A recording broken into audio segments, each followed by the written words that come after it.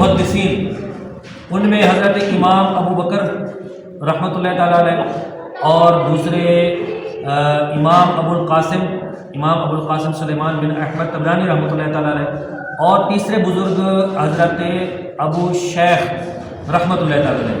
یہ تین بزرگ مزار پر انوار صلی اللہ تعالیٰ علیہ وسلم پر حاضر تھے، اور ان کو بھوک نے بہت ستایا۔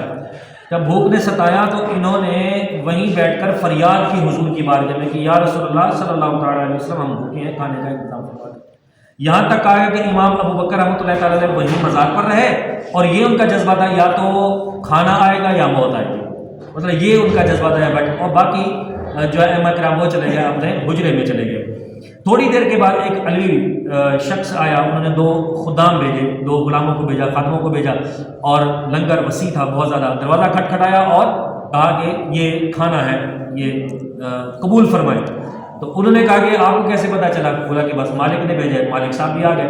تو وہ علوی بزرگ کہتے ہیں، وہ کہتے ہیں کہ آپ لوگوں نے حضور صلی اللہ تعالیٰ علیہ وسلم کی بارگاہ میں فریاد کی تھی، آقا کریم صلی اللہ تعالیٰ علیہ وسلم میرے خواب میں تشریف لائے، انہوں نے مجھے حکم دیا کھانے بنانے کا، میں نے کھانا بنایا اور آپ لوگوں کو پیش کیا، کھانا قبول کر لیا۔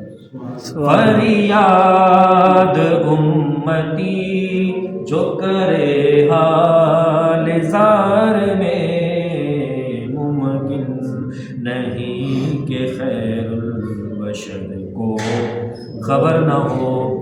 یہ ہے فریاد امتی جو کرے حال زار میں، ممکن نہیں کہ خیر البشر کو خبر نہ ہو۔ اب یہ بعض اوقات یہ بھی وسوسہ آتا ہے کہ ان کے تو کام بن گئے حضور کی بارگاہ میں، ہمارے کام کب بنیں گے؟ ہمارے کام نہیں بن رہے۔